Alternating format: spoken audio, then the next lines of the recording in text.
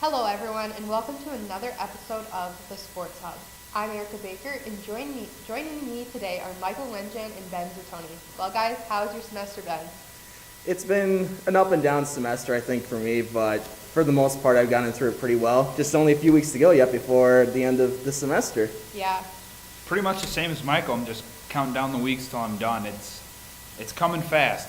One thing I like about Thanksgiving is I feel like it comes at the right time, and then after that you pretty much only have like 2 weeks left of class, and then you're A downhill slide. Yeah. Aren't you guys sad though? You're not going to be able to hang out with me as much?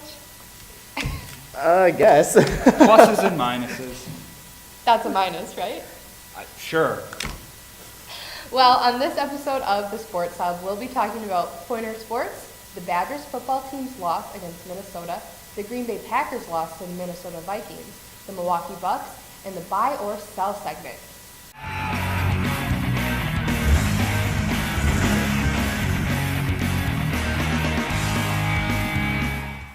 The number one ranked Pointers men's hockey team had their annual holiday tournament over the weekend, and it started on a good note. Friday night with the Pointers winning 5-2 over Nichols College. The Pointers got on the board first with a goal from senior forward B.J. Duffin. Just over 2 minutes later, sophomore forward Colin Raver made it 2-0 Pointers heading into the first intermission. Nichols cut the lead down to 1 goal just over 1 minute into the second period. However, the Pointers responded just over a minute and a half later with a goal from senior forward T.J. Brew. The Pointers got their fourth goal of the game from junior forward Brennan Miller at the 1-7 mark in the first period. Midway through the third period, senior forward Tanner Carty made it 5-1 in favor of the Pointers. The Bison got a goal late in the third period, but the Pointers were already in control of the game at that point. Sophomore goaltender Connor Rickman recorded 21 saves in the win. The Pointers were back in action the following night for the championship game of their annual holiday tournament against Utica College. The Pointers took an early 1-0 lead with a goal from sophomore forward Ryan McKellar.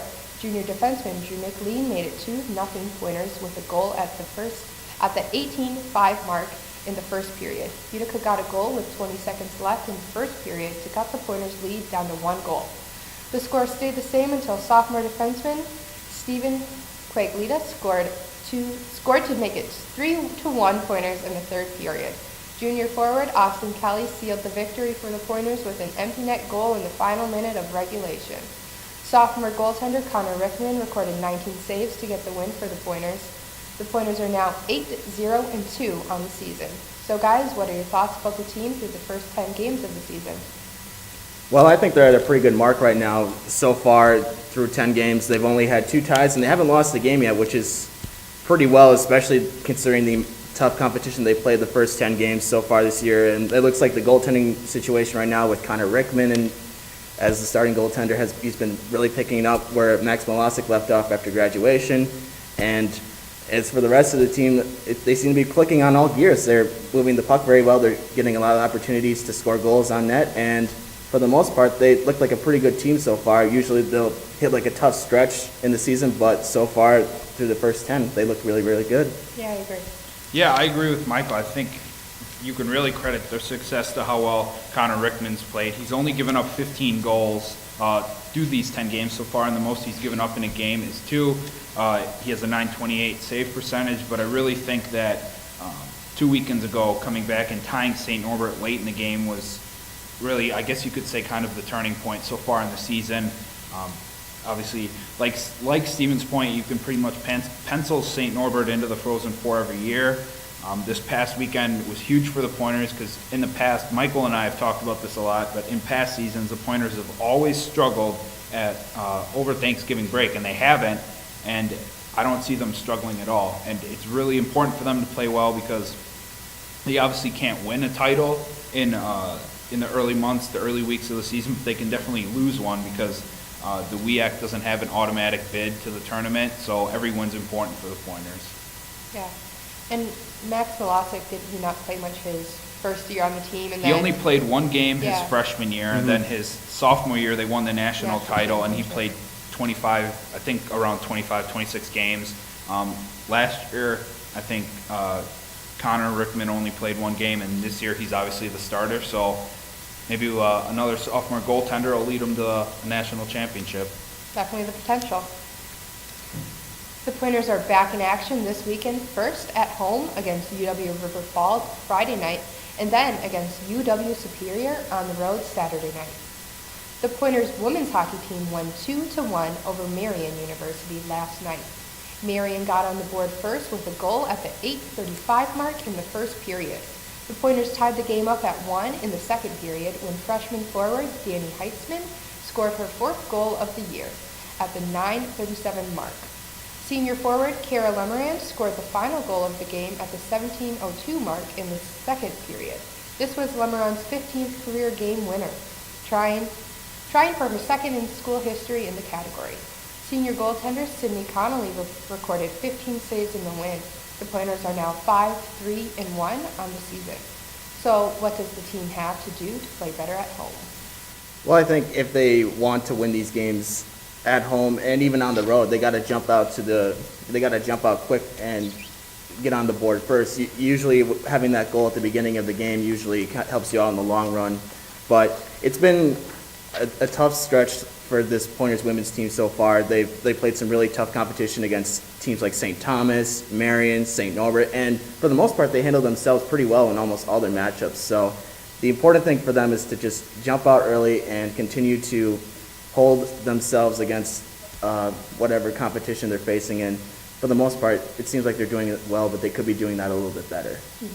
Yeah, I don't really have too much to say because what Michael said was exactly what I was thinking when I was trying to get some notes down for the show today. They obviously getting an early advantage in a game is, you can chalk that up into the scoring category, but also staying out of the penalty box, playing smart, playing fundamentally sound. If they continue to do that or do a better job of that, combined with scoring early, they're going to win a lot more games this season. I definitely agree with that.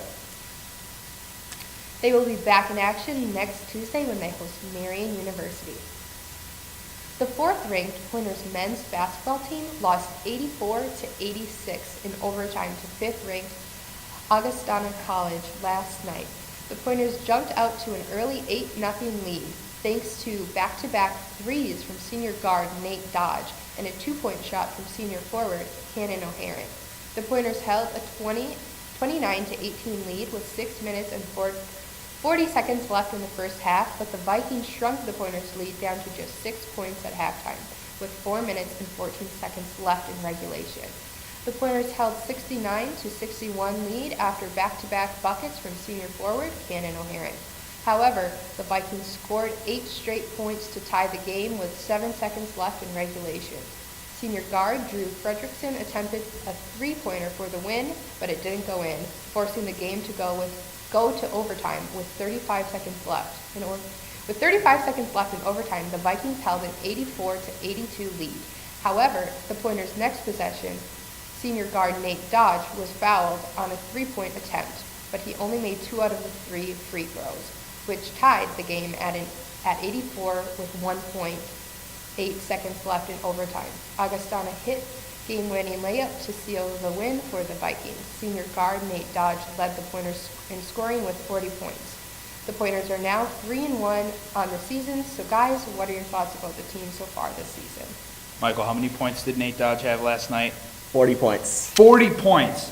This team, sky's the limit for this team. Their offense is definitely going to carry them this season. They're going to be in a lot of high scoring, a lot of shootout games, and I love the way they're playing so far. I mean, I'm sure their coach Bob Summing, along with the players on the team, would have liked to have put in a better defensive effort last night, but I have no complaints about how the season's shaping up so far. Yeah, and playing against the fifth-ranked team in the country in August. And the Pointers were ranked number 4 going into last night's game. Yeah, and both teams playing in a top 5 matchup, and with them being able to hold themselves pretty much throughout the entire game, leading by 8 points with almost a minute left in regulation. That they looked like they were going to be able to pull off the victory, but unfortunately they let Augustana back into the game, and ultimately their last second attempt didn't go in, so sent them into overtime, and for the most part they pretty much had the same opportunities to win the game, and Unfortunately, Augustana was the one who came out on top at the end. But for the most part, this team has looked very, very well. They look like they just picked up where they left off last season, making it to the Sweet 16 in the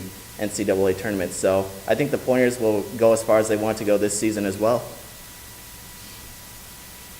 They are back in action this Saturday when they host UW Superior. After a quick commercial break, we'll be back with Badgers and Packers football. UW-Stevens Point is home. It's a university where professors know your name and get you involved in research. They inspire us to realize big dreams. At UW-Stevens Point, sustainability is what we stand for. Our beautiful campus encourages exploration, developing new fields, and problem solving for the real world. It's a great place to launch your career. UW-Stevens Point is home. Apply today at uwsp.edu. Welcome back. The Wisconsin Badgers football team lost their 5th game of the season Saturday in the battle for the Paul Bunyan's Axe, losing 37-15 to rival Minnesota. This was Minnesota's first win in the series since 2003. The Gophers took advantage of a struggling Badgers team and used Wisconsin's own blueprint for success against them to get the win and become bowl eligible. The Badgers' offense had more total yards than the Gophers, but struggled to put points on the board due in part to turning the ball over 4 times. Quarterback Alex Hornibrook had a rough first game back from injury, completing 22 of 33 passes for 189 yards, 2 touchdowns, 3 interceptions, and 1 fumble. Running back Jonathan Taylor, the nation's leading rusher, led the Badgers in rushing for 170 yards on 19 carries. Wide receiver Danny Davis led the Badgers in receiving with 10 receptions for 93 yards and 1 touchdown. So guys, what went wrong for the Badgers this season? You want to take this, Michael? Sure. Well, obviously, this is a huge disappointment for this Badgers team, losing the Paul Bunyan Axe for the first time since 2003. And for the most part, this team didn't really look like it had an opportunity to beat a team like Minnesota, who they've handled over the last 15 years.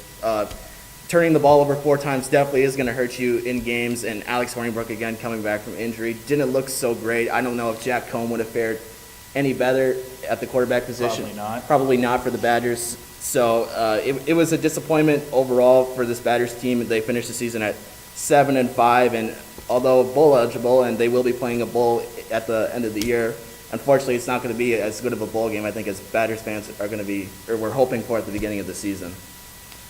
Michael pretty much said it best. Back at the beginning of this semester, beginning of college football season, our first few episodes of the show, we were talking about what the Badgers need to do to be successful, because at the time they were ranked 4th in the country, and they were thought of as a potential pick for the college football playoff. Obviously, none of that happened. Why? Because due in part to Alex Hornibrook's poor play. We talked about how if the Badgers wanted to win and be taken seriously, Jonathan Taylor needed to have another great season, which he did, and sneaky Heisman pick, in my opinion. And we also talked about how Alex Hornibrook needed to play like the Alex Hornibrook in the Orange Bowl last year against Miami. He couldn't play up and down, poor play like he did last season, and we got more of bad Alex Hornibrook this season than Orange Bowl Hornibrook. Yeah, and you do also have to mention, too, how injured the defense was. Injuries, at every level of the defense, defensive line, linebackers, especially the secondary, and they lost numerous players on the defensive side of the ball even before the season started, so that didn't help at all. But at least, it came as no surprise to me, but with the offensive line that Wisconsin always has, it's no surprise at the season that Jonathan Taylor had. Yeah, it definitely, again, could be a Heisman candidate there at the end of the season. The Badgers will find out Sunday what bowl game they will be playing this season. The Green Bay Packers failed to get a much-needed victory over the Minnesota Vikings Sunday night, losing 24-17. The Packers and Vikings were tied at 14 at halftime, but the Packers struggled on offense in the second half due in part to the Vikings defense, who sacked Rodgers 4 times in the game. The Packers defense struggled to contain the Vikings' high-powered offense all game long, but didn't receive much help from the offense. The Packers once again hit their typical lull in the second half and couldn't come back to get the win over the Vikings on the road. Aaron Rodgers had a good game, completing 17 of 28 passes for 198 yards and 1 touchdown. Aaron Jones had a good game against a tough Vikings defense, rushing for 72 yards and 1 touchdown on 17 carries. Devontae Adams led the Packers in receiving with 5 receptions for 69 yards and 1 touchdown. So guys, do the Packers have a shot at making the playoffs? They do, but they're not going to. Yeah, I think pretty much any hope of the playoffs has kind of been lost at this point. If they had beat the Vikings, their playoff hopes would still be alive in some way, but it's very, very, very low now. They have like a little bit of a low chance, around 3% to somewhere around 15%. But either way, if the Packers win out, they're going to need some big help from other teams that could potentially keep them from making the playoffs. Disappointing for the fans, I guess. Yeah, Definitely disappointing. The Packers look to rebound Sunday at home against the Arizona Cardinals. Kickoff is set for noon. After our final commercial break, we'll be back with the Milwaukee Bucks and our buy or sell segment.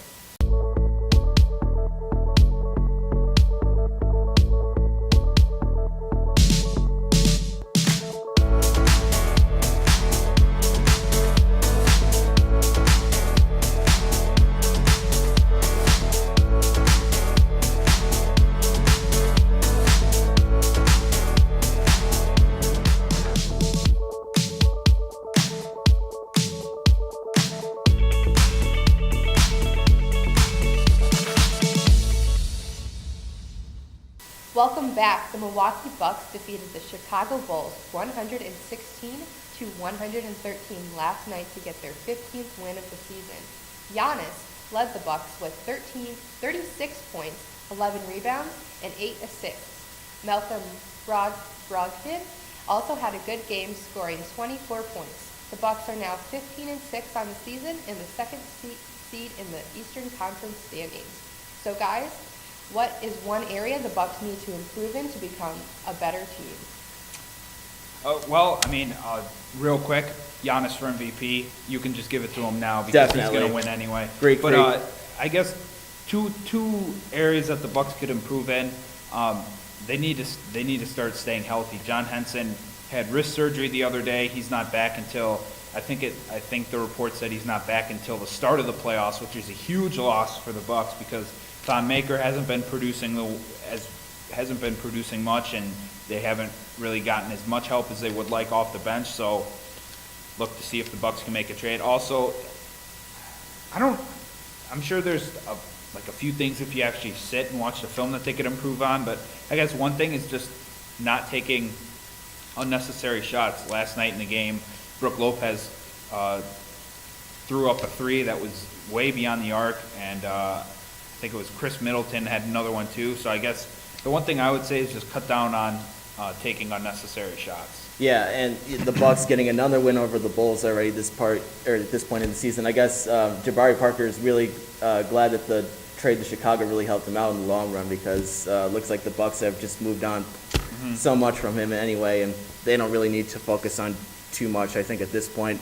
Although it seems as for the rest of the NBA and for the Bucks in general, defense seems to be lacking in a lot of these games, as most games see both teams scoring above 100 points, and even then scoring above 100 points is no longer good enough just alone to win you games. So the NBA has become more of an offense-driven league, and defense still will help you win a championship. So I think the Bucks still, again, need to continue to play strong defense whenever they can, and for the most part, injuries, again, as you mentioned, with John Henson and Thon Maker not being able to produce as well as they were hoping. That's something that the Bucks need to focus on for the long-term run if they want to make a shot at the NBA Finals this season. Sorry, hoping to see them go to the finals? Definitely, for they sure. Legitimately have a chance for. Since the '70s, the last time they won, since they won an NBA title, and they have a chance to get out of the first round since 2001. So it's going to be a fun season, and I love the way they've started off so far. The Bucks look to continue their winning ways Saturday when they take on the New York Knicks on the road. Now to wrap up the show, guys, let's do some buy or sell. First one, the Pointers men's hockey team will only lose 2 games at the most this season. Buy. Oh, that's tough. I'm going to sell that. They might lose maybe one or two sneaky games in there, but for the most part, I still see them having a chance to win the title. Don't be surprised if they go undefeated. Don't be surprised at all. They have a legit chance to finish the season undefeated, and I just love watching the Pointers hockey team because they're great year after year, and you don't really have to worry about anything, whether it's players graduating, a coaching change. They just plug pieces right back in and they go. That's exactly what you want with the team. They retool instead of reloading, which is Exactly. a great way to do it. I agree. They talked a lot about how they practice hard so they can play hard, and they're great to watch. They're high energy and a lot of fun. So hopefully we do see them go to the finals. So the Pointers men's basketball team makes it to the Elite Eight this season. I'll buy that. I think they have a chance. They went to the Sweet 16 last year, and they were pretty close in making the Elite Eight, so I could see them possibly again getting that far in the tournament. Yeah, I'll buy it for the exact same reasons that Michael just said. It's going to be another Pointers team that's going to be fun to watch this year. The Badgers football team will win the Big Ten championship next season. Oh, that's tough. They got a lot of recruits coming in, but still determined yet on what their quarterback situation is going to look like for next year. So I'm going to sell that at the moment, but hopefully in the future they'll change my mind about winning the Big Ten championship. I'm buying it. You know why? Because they have a savior coming in from a high school in Kansas, and his name is Graham Mertz. This kid, he's going to have some lofty expectations. He's graduating high school early, so can be with the Badgers for spring practice, which is great for him being a freshman. With him being a freshman, he's going to be able to get more time with the team, more time with the coaches, the offense, playbook, what have you. But he's going to lead the team to a Big Ten championship. Jonathan Taylor's going to come back because he's going to be playing with a quarterback like Graham Mertz, and I have a good feeling about next year's Badgers team. Same it's going to here. be fun to watch. Mike McCarthy will be fired before Week 15. No, he's going to be another Yeah. Black Monday casualty at the end of the season. Yeah, I agree with Ben selling that as well for the same reason. The Packers are probably going to finish out the season with him, and then for the most part they'll start the search, I think, for the next head coach if it doesn't end very well for this team. Yikes.